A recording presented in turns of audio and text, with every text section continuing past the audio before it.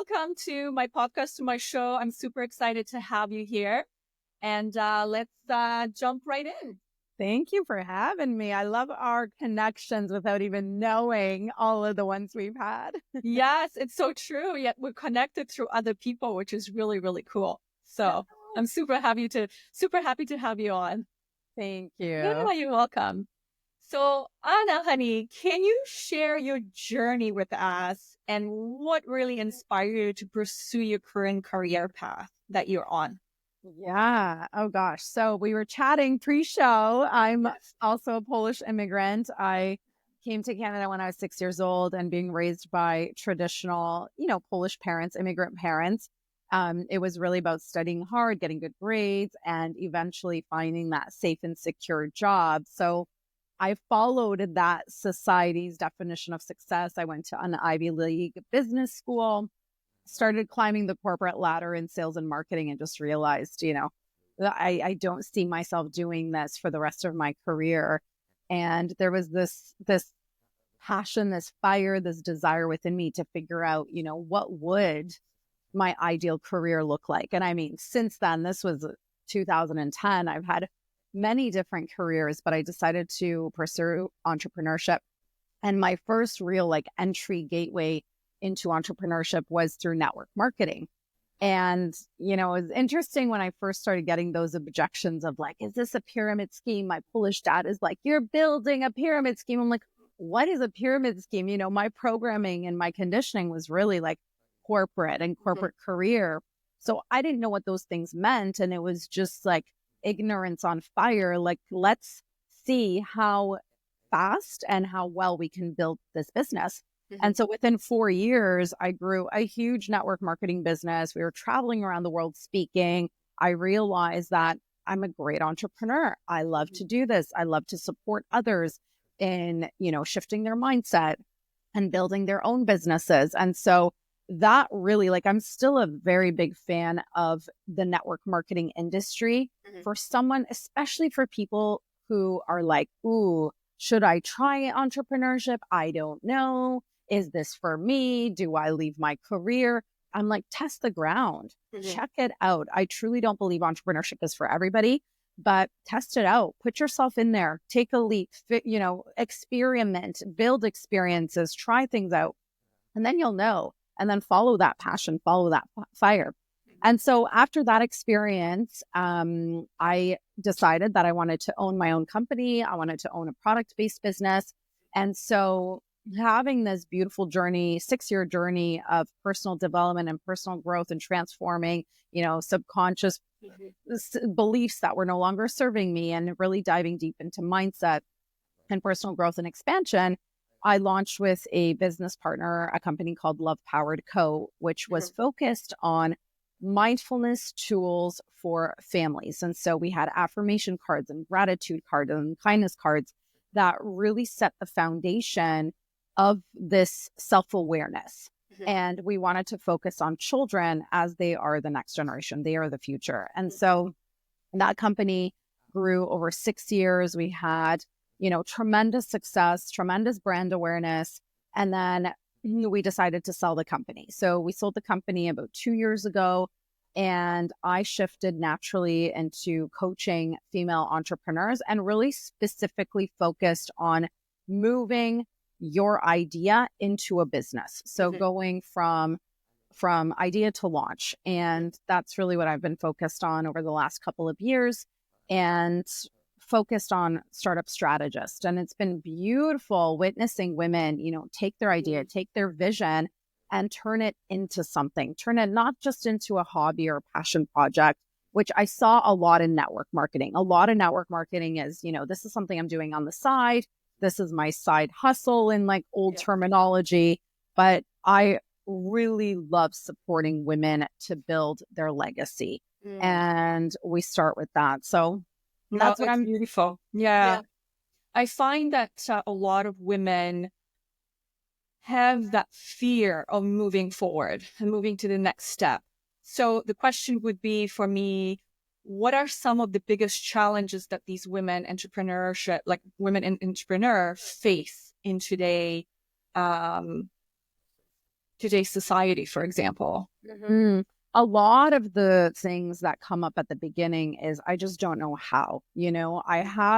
I tend to attract a lot of women with a lot of brilliant ideas. And, in human design, these tend to be like manifesting generators. I'm a generator, so I consider myself, I'm an executionist. I take this and I make it happen. I move it to the next step. And oftentimes there's two things. One is I have this idea, but I don't know how. I've never built a business. I don't have the experience. I don't have the skills. I don't have the expertise.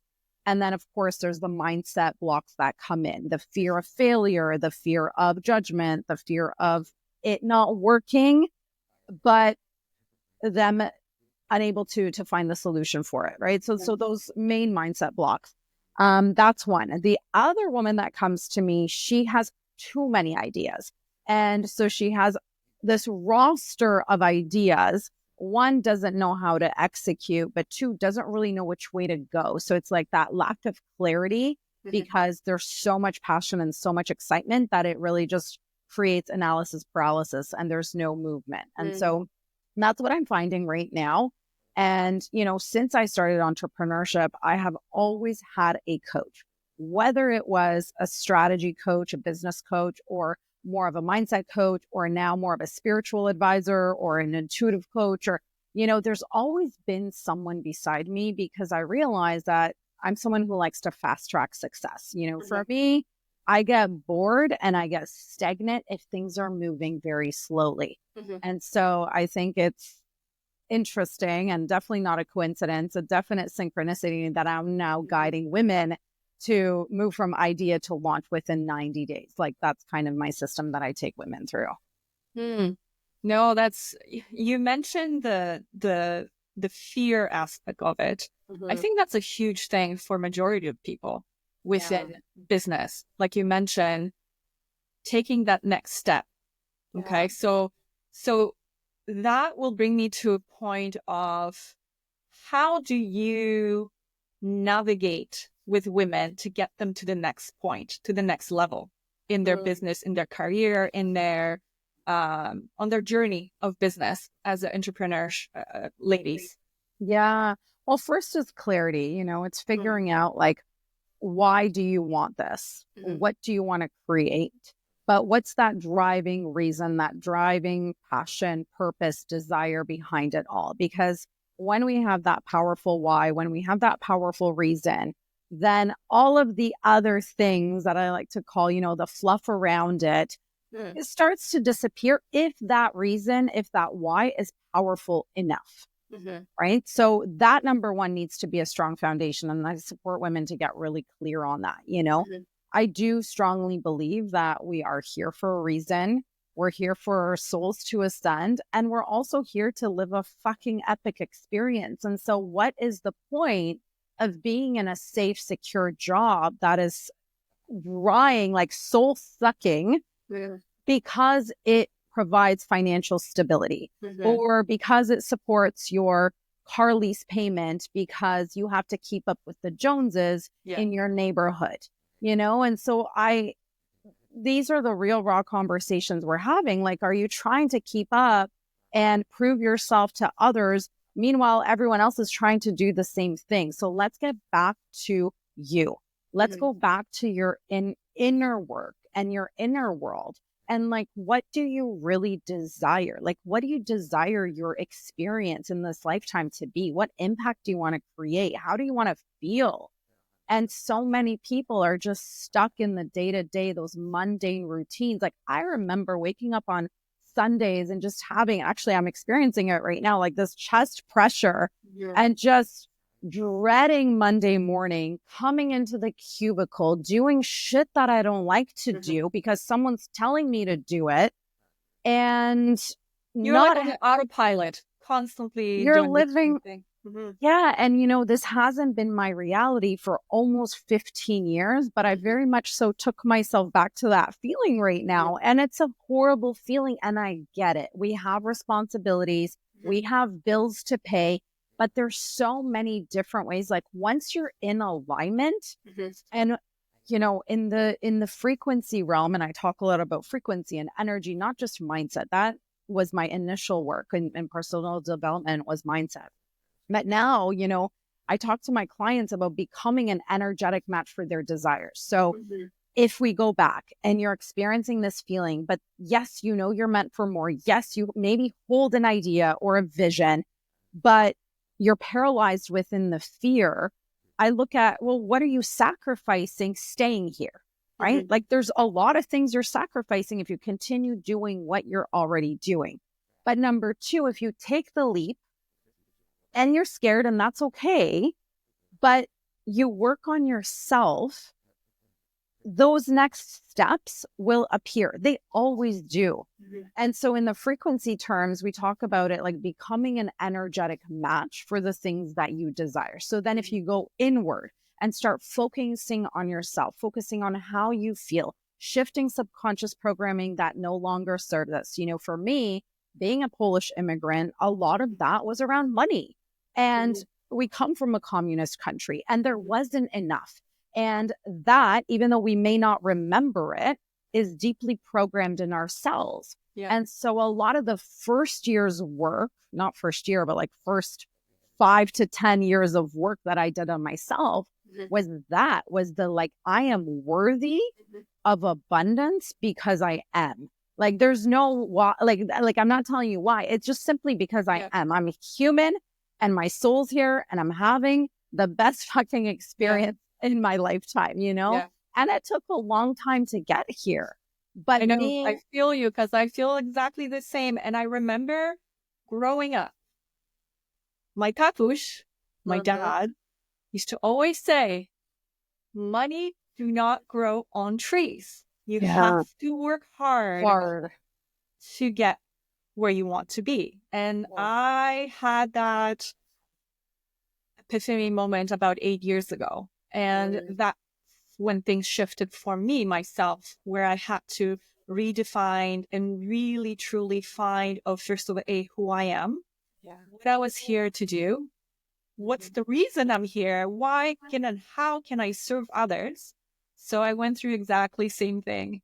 It's like that shift was definitely needed. It was late in my life, but that's okay. And that's okay. There's no, everyone's on their own time. Totally understand. I feel you. I hear you. And I know a lot of people are still stuck in that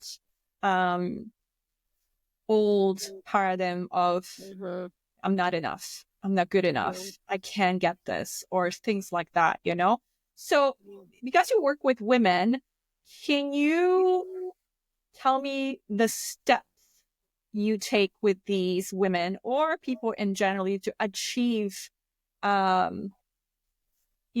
success? Yeah. So focusing and like you can see, I've had experience in 3 different industries, and, I would like to think that they've been successful experiences. And I've really landed in this place of startup, like my passion. So what my husband does is he does scaling. He does online advertising. He helps businesses that, currently are established.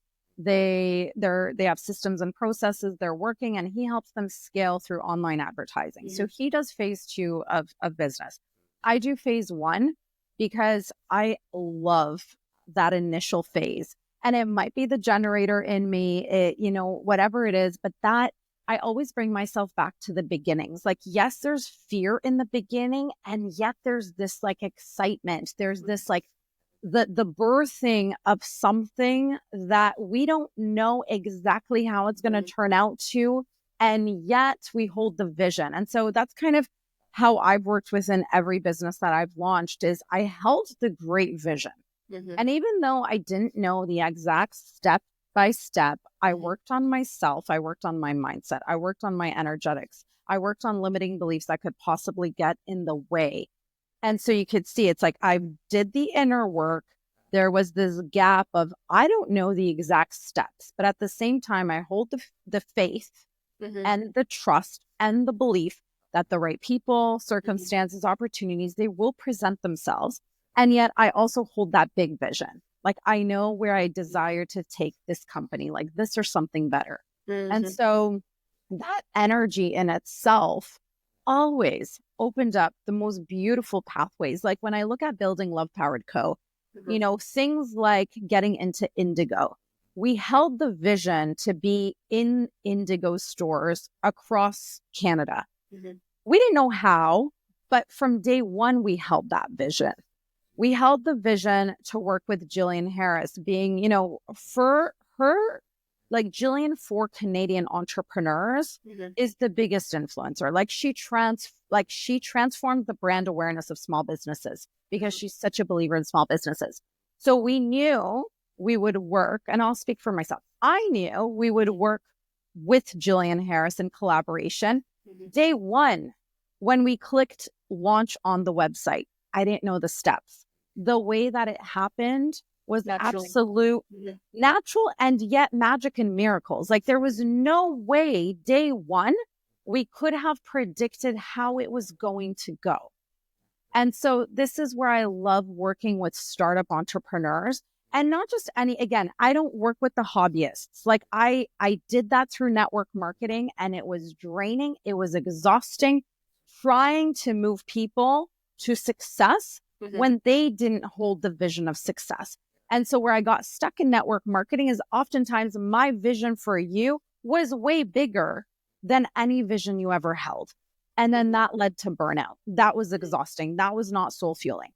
And so working with the right avatar in this phase of my life right now, in this stage of business, a woman who holds the vision, a woman who wants to create impact. She wants to create something that's going to live on way beyond her for herself and her family, like create that legacy.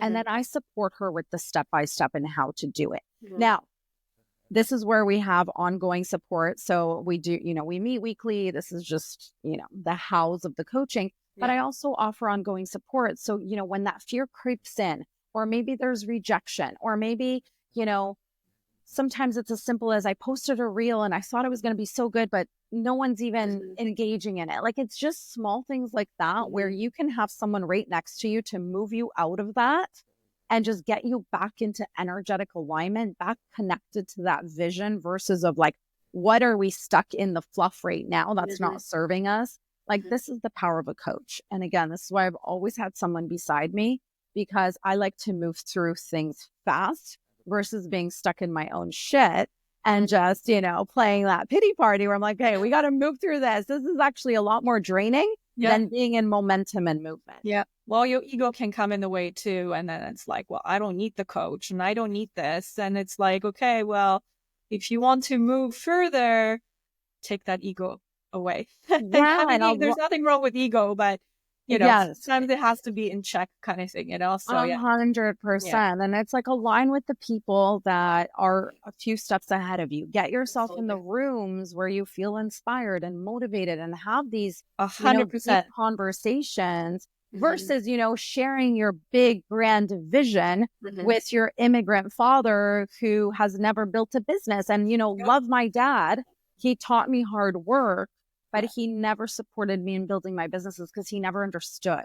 And so it's like, find the right people at every stage of your life. And, you know, you mentioned something too with the hard work, like that's been my conditioning and programming, like work hard. That is your measure of success. But what I realized, and this must have been in like 2016. Yeah, this was exactly in 2016 when my first daughter was born. Those old habits, patterns, strategies, like you said, old paradigms, they just stopped working. So everything I knew and how I prided myself on being a hard worker, none of it works anymore. And that's where, for me, really, it was looking at, okay, this is the next big shift of how you're living and how you're operating. And it's been such a blessing because literally right now, we don't have to work hard, like the traditional hard, you know, the sacrifice hard to create epic ventures. And yes, there's seasons. If you're launching beginning phases, there's a lot more hard work than ever before. But the hard work that leads to burnout and unfulfillment, like we get to bypass that right now. Yeah. I love the say of work smarter, not harder. That's a big one for me as well. That's a big one. I'm like you. It's like that has been so ingrained with me. Work hard, work hard, work hard, work hard, and you get to the point where you want to be. And I know what you're saying because I left the corporate world 2007. So it's been close to 17, 18 years now, and never looked back. You never look back. So So it's like, similar. me navigating through my businesses as well to be where I am right now. And now creating this podcast last year, taking a little bit break in between, but I'm back and I Love it. love this because it gives me the next challenge of me coming out and actually speaking because I have fear of speaking. So I have created this because I had to challenge myself and I get to the love it. point where you have to get out there and you have to speak. Yes. So it's, it's really good for me because it has taught me so much again about myself, about what I'm capable of, and if I screw up, oh well, it's okay. That's actually beautiful. And you're showing people that, you continue doing it anyway. You keep moving forward. And Exactly. you're showing people like, this whole concept of perfection too. It's like, oh, I won't launch a podcast because it has to be perfect. That's it. And no, it doesn't. Actually, by Yeah. screwing up, you're giving people permission to just launch it and just go for it Yeah. and figure it out. Yeah, So exactly. I that's really inspiring. Thank you. Thank you. So now, what role has social media played in your career and how important is it? I mean, social media for me personally has played a huge role. Like most of my, yeah, in every business. Although first business network marketing was pre Instagram, it was actually, yeah, that was really word like person to person, in person, which looking back, it takes a lot more time. It's a significantly greater time investment. You have to drive to the coffee shop and you have to meet the person and then you have to drive home. So it's a larger time investment. But what I'm seeing now actually is people going back to like quote unquote old school business building strategies that used to work. And for many reasons. One is social media has gotten way more busier. There's a lot more noise. There's a lot more people online. There's a lot more and I don't believe in competition, but in a sense of, yeah, there's 1,000,001 business coaches who do probably more what I do. Right. So it's like, there's this kind of, really, you need to figure out how to stand out amongst the crowd where before, if we look at even 5 years ago, it was a little bit quieter, like post pandemic, every industry boomed.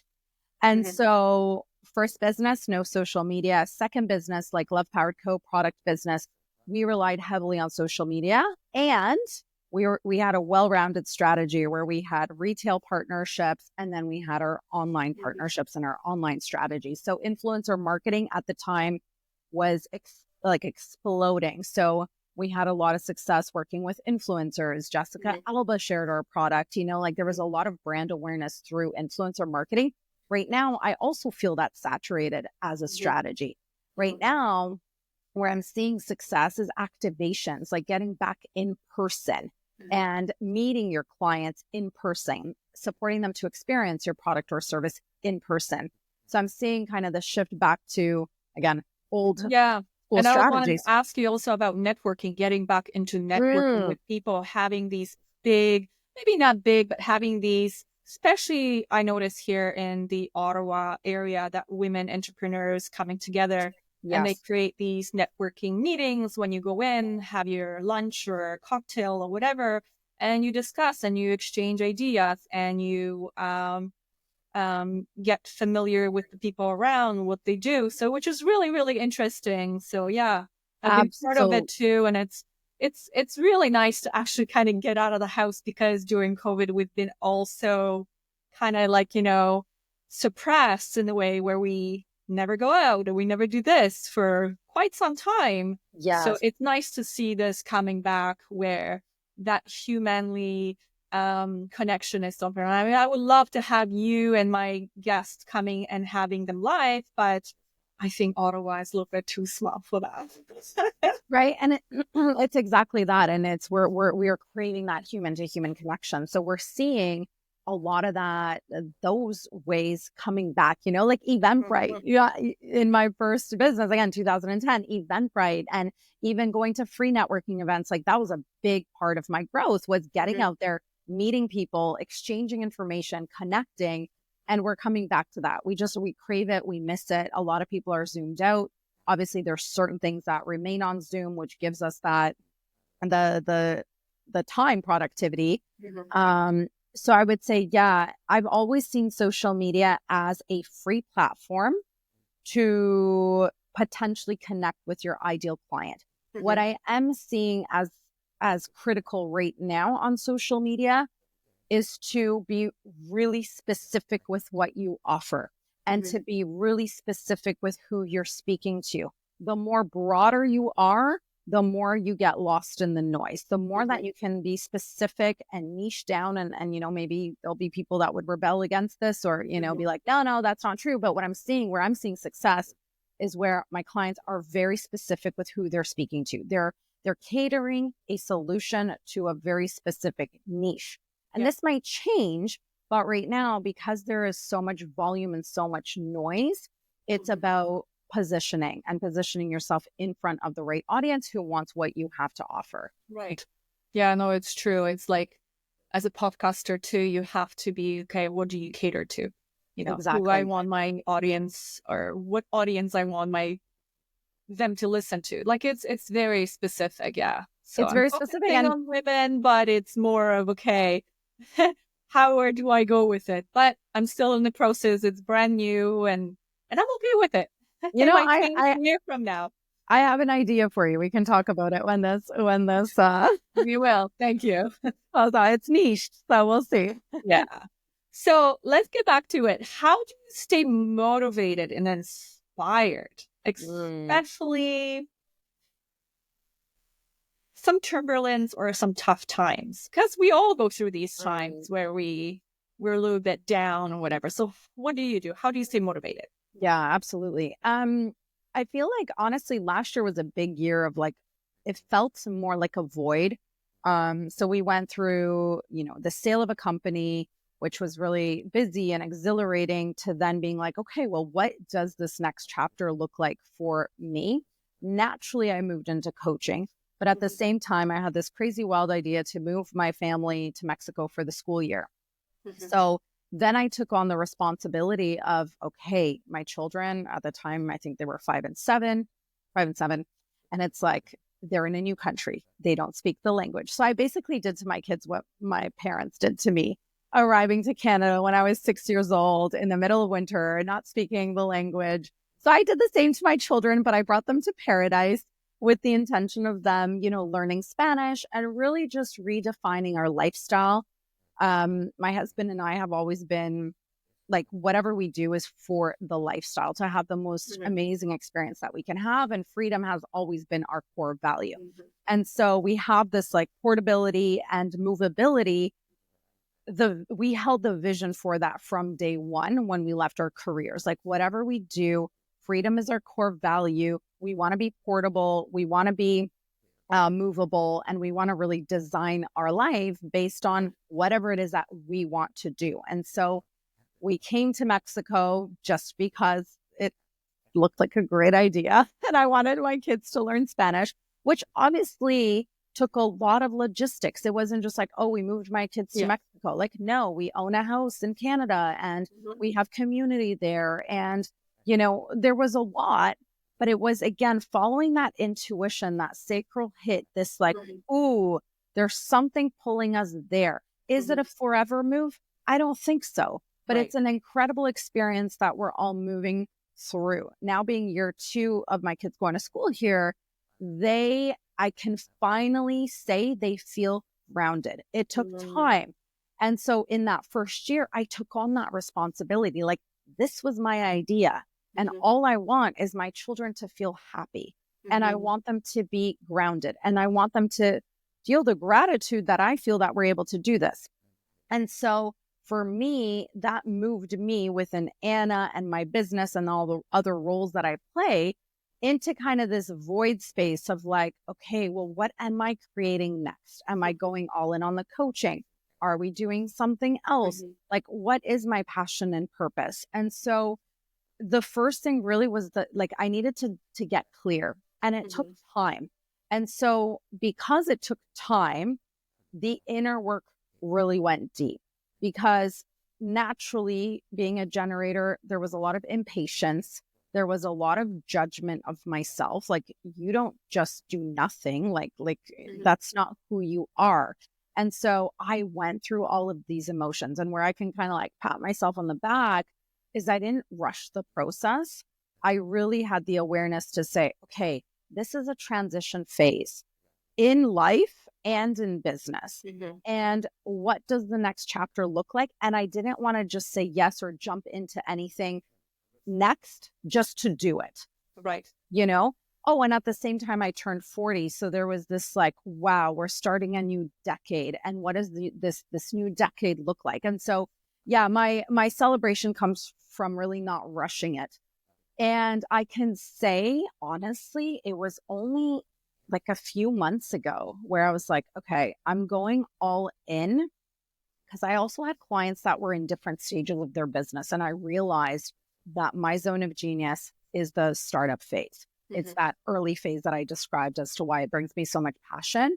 And I love moving women to that launch phase. And so getting, number one, clear on that, not rushing the process, and at the same time going deep on inner work and looking at, residually, is there still money blocks or Mhm. limiting beliefs around, worthiness or whatever it was. Like for me, it was really just looking at, what else is standing in the way of this next chapter. Mhm. And it's fabulous, because once I got that clarity, and I kind of felt like I stepped back into myself, like shoulders back. This is what I'm great at. This is what I'm excited about. The right clients started to show themselves. Some came, one came from social, one came as a referral. One came from a sound healing retreat that I did, but it was becoming an energetic match for these women and letting them know, like, hey, this is what I do. And then they raise their hand and saying, like, okay, well, I have the vision, I have an idea, and I want to bring it to life, and you're the person. Mhm. But it took over a year. And Mhm. the commitment was to not rushing, to not bypassing, to not feeling the feelings. Like it was all of it, and it was messy. And yet I can see now, a year and a half later, like hindsight 2020, I'm so grateful that I allowed myself to be in the mess and the void and the uncertainty, and create, once I had experience of that, Mhm. the messy. It's like you said, it was the energetic, it was the frequency that has aligned you to where you are now. So that's Exactly. beautiful. Yeah. Yeah. It's the belief. So this will bring me to a question: is how do you define faith um, versus fear? Mm. So faith, and I just found an awesome book for my kids too. It's like the Think and Grow Rich edition for children. And the second thing in the book is faith. So first is desire, like knowing what you really, really, really want. And two is faith, is like believing Mhm. that no matter what, this or something better is going to work out.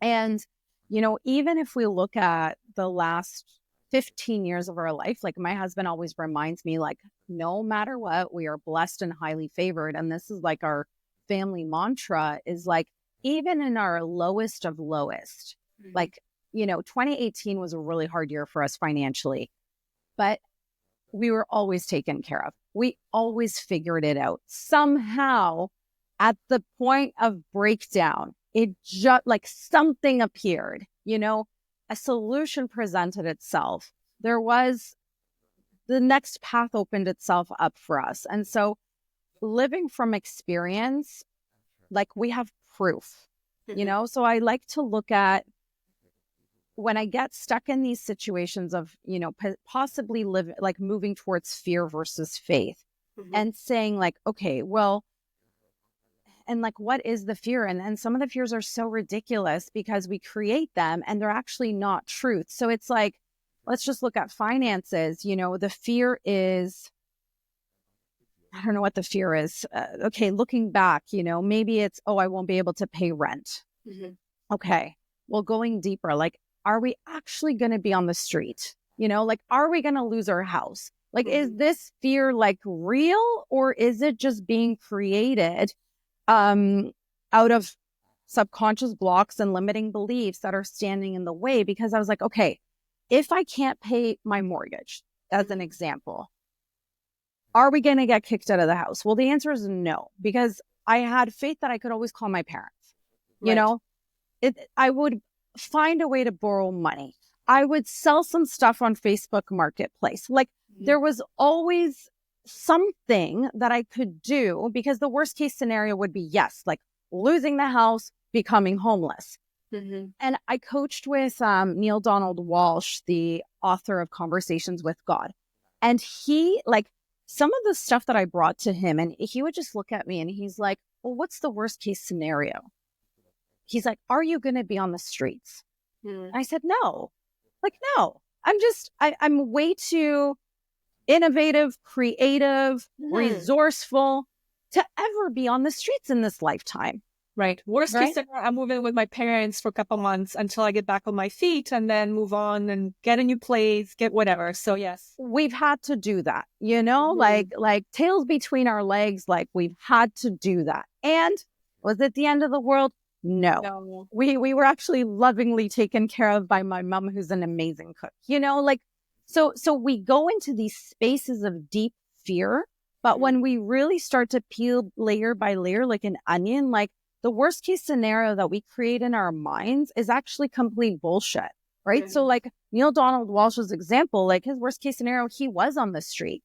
But then I was like, I started looking for solutions for him. I'm like, well, why didn't you do this? Like, why did you actually live on the street?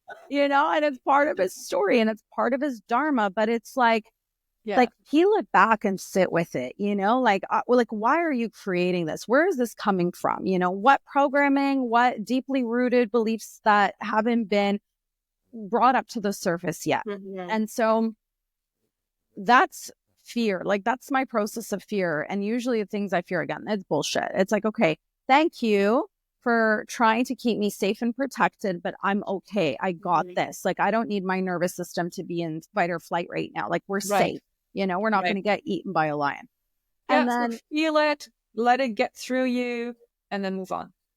And write it out. Honestly, write out the worst case scenario. Is great for that. Absolutely. Yeah, like, journal the worst case scenario. Like, go into your fear, bring it up to the surface. When we bring things out to the surface, we actually dismantle its power. So, like, bring the fear, talk to the fear, bring it up, feel the feelings, write out the worst case scenario of that fear, and be like, hey, I see you're trying to protect me, but I'm okay. I'm like, we're not going to die, And then with faith, especially in entrepreneurship, a lot of it is blind faith. But if you have that powerful why and you have that vision, then it's your responsibility to hold the faith. And then always look back at, if you don't have your own evidence of how it turned out way better than you could have ever imagined, borrow someone else's until you have your own. And so that goes back to the journaling, like, keep track of these things. And that's how you build that confidence that, okay, I thought this was my worst case scenario, and gosh, it turned out way better than I could have ever predicted. That's your first piece of evidence. So next time you get stuck and entangled in the fear again, go back to that evidence and just continue building that up for yourself. And that builds your confidence. And move and do something. It's like, so many dreams and ideas live here, like, in our minds, but it's like, do the thing, start the podcast, find that coach, start the business, say yes to what what you've been waiting to say yes to because of the fear, and just sit in the faith, like, trust it's working out for your highest good, this or something better, and it's a practice. It's easy to talk about, but until you've lived it, like, allow that to be your experience. This is what life is all about. Yes. Fear can really disturb the mind, for sure. It really is like a poison for the mind, where we get into that box and we can't think clearly. We can't see outside of that box. So I love the way that you explained it, the fear and the faith. And having, like, and also like having your circle, who, and I forgot who said this, but like you are the average of the 5 people you spend most time with, right? So Right. looking at, when you have the vision, when you have the idea, when you have the fear, when you have, whatever you're moving through, like, do you have someone that you can just call up and say, hey, like, this is what I'm moving through right now? Not someone who's going to judge you, not someone who's going to put you down, not someone who's going to make you spiral downward, but like find your people. And one thing that I found through this journey in entrepreneurship is like, yeah, there's a lot that needs to be cleaned out and looking at what isn't currently serving you, and is that person supporting you to move more into fear than into actually taking the next step to move into your ideal dream in your life, like whatever you're looking to create. And so especially now, like it being a new year, looking at what are all the energy leaks that you currently have. And it's okay to let them go. And it's hard when it's people, but I feel like this has happened like every expansion I've experienced, like in my inner world, has come with new people. And it has come to relationships ending, which created space for the new. And it's not only relationships, but it's like this year, for example, I'm letting, at least this month, I'm starting with this month. And this is the thing, you don't have to commit for a full year, like commit for a week. Right. You're setting the rules. I think this is important to remember too, is like, Yeah, you're in charge. change. Yeah. You get to change, right? Like there's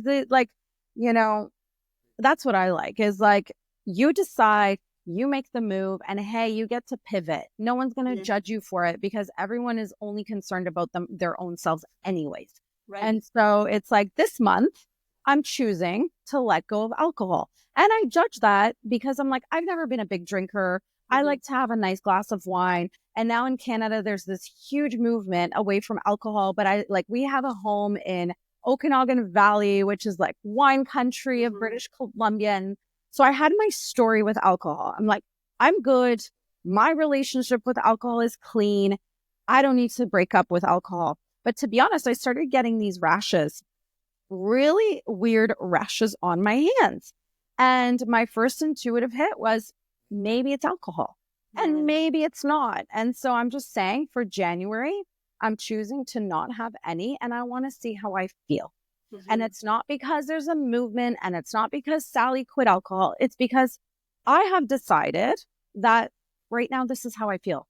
And this is what I want to try, So what's that thing for you? I'm also letting go of, so one is when it comes to relationships this year, keeping in mind, like we're in a new community. There's new relationships being built. There's new friendships. There's a whole different social life here than there is back in Canada.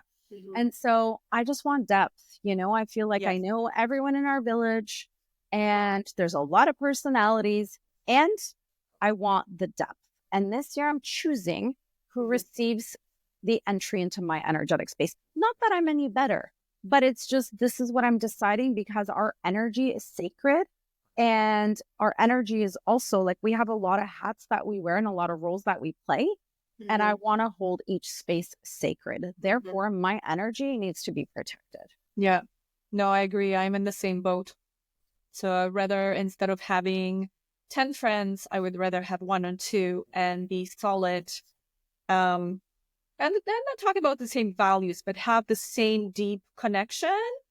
Of understanding the purpose and everything. And when you have a conversation with someone, these conversations are deep and you can actually really honestly open and you can have these discussions, whatever it is, like you said earlier, without judgment, without pointing fingers, without gossiping, without anything. Gossip is the least thing that I want in my life right now.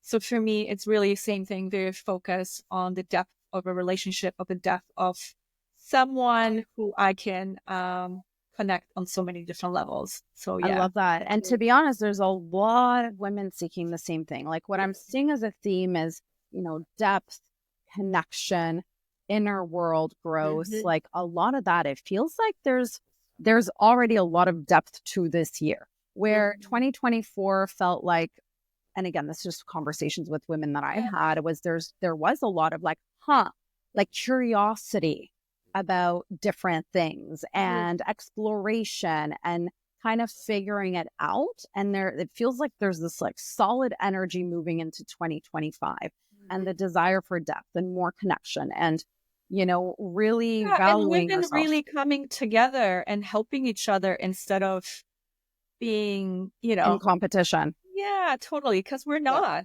not, what I've learned, and I said that in the past in my podcast, my background is holistic nutritionist. And I find that even in this space of holistic nutritionist, it's very kitty catty kind of thing. And it's like, we have so much different offerings as a holistic nutrition. We can do so many different things. We're different, like you said, that niche, pick that niche and focus on that niche. Because as a holistic nutrition, yes, I can help so many people, but I don't want to do, for example, gut healing is important, whatever. But let's say I don't want to do the gut health. I want to focus on for example, let's just say weight loss. You know what I mean? Yes, gut health is very important part of it, but I'm not focusing 100% on that. Do you know what I mean? So there's like all these different things that holistic nutrition can do. But yeah, I see your point there. So yeah, and then outsource, your clients who have gut health that they need to heal to collaborating and working with other people where you suggest them to others, say, hey, maybe this person can help you because I'm not an expert in this. So I totally agree. Yeah. 100%. That's definitely ideally where we're moving towards. That's it. So what's one piece of advice that you could give to a female entrepreneur or to any entrepreneur out there when they first starting their business, career, whatever it is? Yes. I feel this has been kind of the theme of our conversation. So I'm going to just repeat it again because I think there's power in it. One, get clarity on your why. Your why becomes your foundational reason for this journey. Like it's going to be your fuel. And then hold that vision. Like don't worry about the in between. Like don't worry, don't allow the fear to come in. Let the in between be the in between, but focus the foundation, the why, the reason for what you're doing. Then there's the in between that if you hold the faith will present itself. Like you will know what next step to take. And then hold the big vision. Like, what is your vision? What impact do you want to create? What legacy do you want to leave behind? How are you transforming your lifestyle? How is this impacting your family? Like, get really, really clear on the vision for this very thing that you want to birth into reality. Or maybe you've already birthed it and it's like, okay, am I actually treating this like a business or is it a hobby for me? And so knowing that already shifts energetics because how you show up for a hobby and how you show up for an empire is completely different. And so that's what I would say is have those things very clear and then continue doing the inner work. Like focus on your inner world. I was the person that was like, I'm a generator. I don't meditate. I have too much energy. And I've also committed to starting with 5 minutes, really just tuning in and no, not a guided meditation, not a moving meditation, because those things I've mastered, but it's leaning into the things that bring discomfort. That it's not just to say I meditated. I'm not sharing that I'm meditating. It's to say like, to feel that transformation. So I've done the easy walking meditation, guided meditation, mastered. Fantastic. Now I've resisted the sitting in stillness and just focusing on breath, going with it. So that's another shift, another dimension, another layer of my own inner work that I've added in. And it's amazing. I actually miss it when I don't do it. So find that thing for you, like go inward, visit those edges that you haven't yet visited, and just focus on your own self-transformation because you feel way better on the other side and the world of opportunities presents itself. Yes, I 100% agree. It's very important to have that kind of routine getting up because we can so easily fall through that process of we were talking about earlier of the go, go, go, go, go, go. And we get in that pattern of going, but not really focusing. And it's like we get into that programming again of getting up in the morning, having that morning coffee, getting the kids to school, doing our job, doing this, doing that. And then the day is done. And Done. it's like, what the hell? Where did it go? Yeah. So having this morning gratitude, setting up the attention is so important. Yeah. First thing in the morning, get up. The 10 minutes, your alarm goes off at, let's say, 6 o'clock in the morning.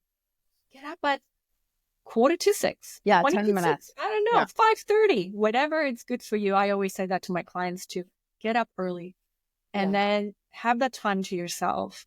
Have that morning coffee, with you if you really want to. Yes. Have it in peace, and then, it's so important. The breath, It's so connect, important. so. Yeah.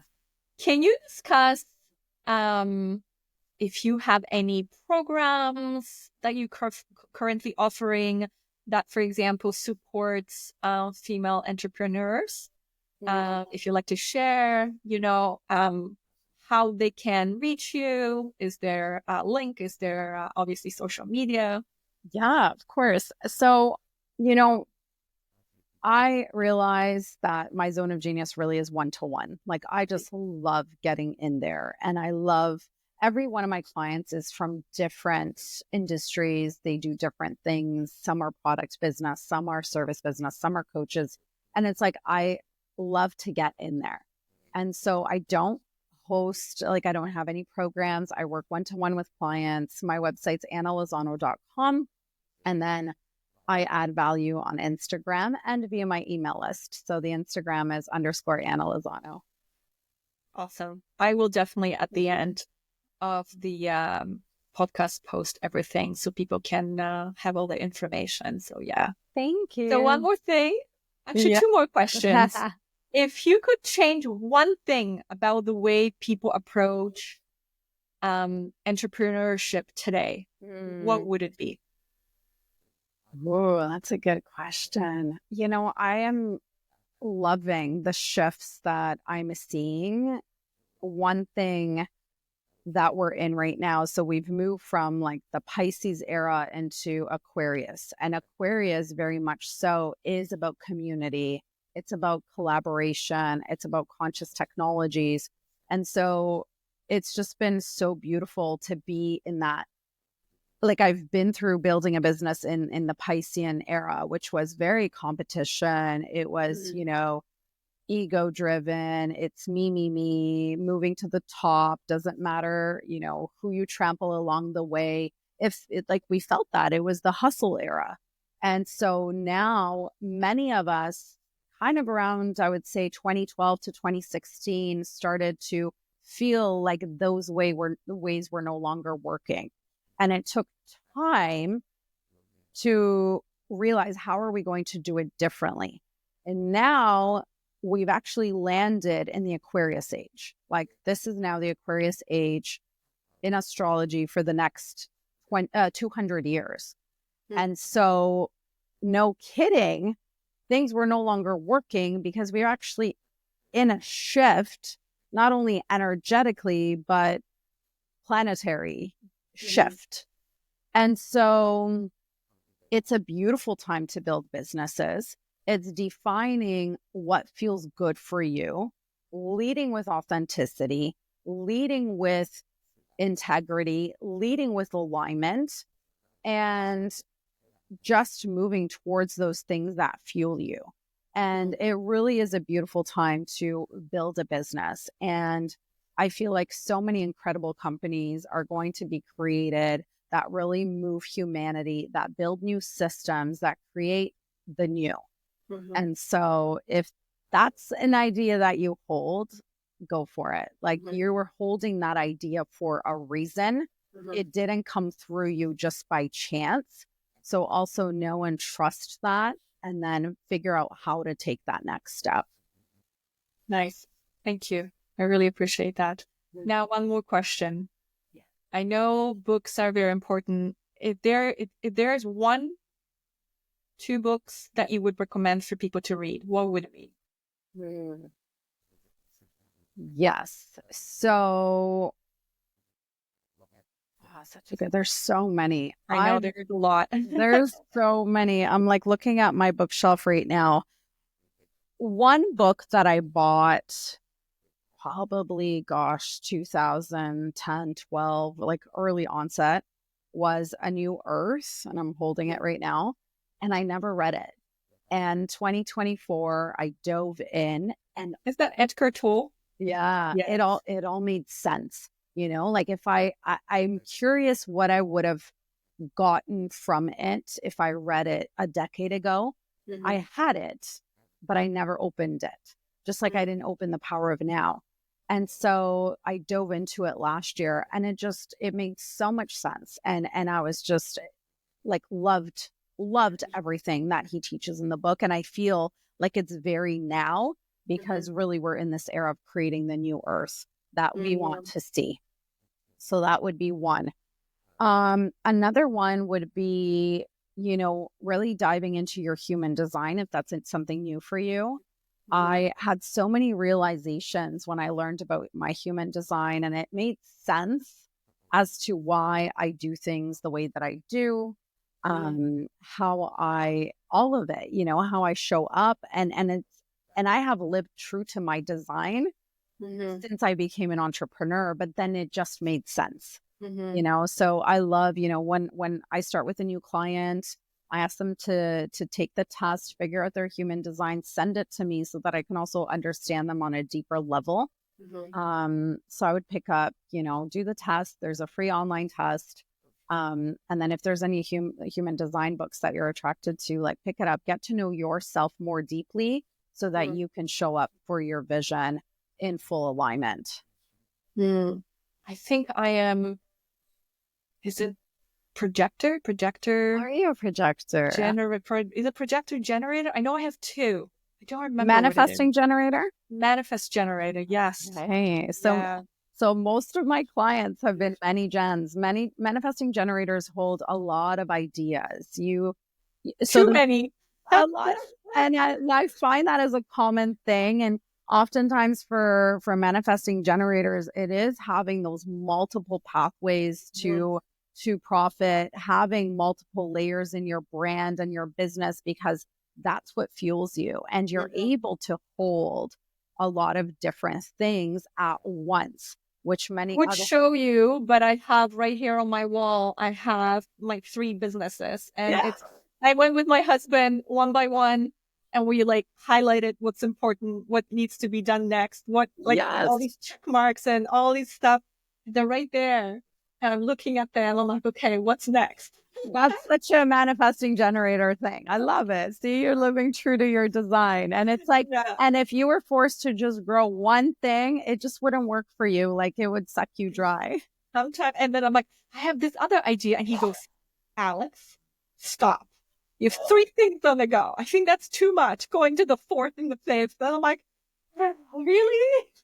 If it fuels you and you're excited, I say go for it. Put it on the board, buy the domain, and then exactly, have it there, and then see where your energy is. Keep checking in with it like a seed. See how you're feeling, and if it really continues to like draw you in, just go for it. For many gens, there's never too many ideas. Oh, too many.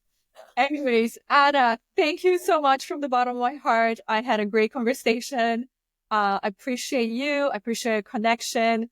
It's funny how the world works, that we have people that we know through our community. But again, I appreciate you and this conversation today. I love it. Thank you so much for having me. You're welcome.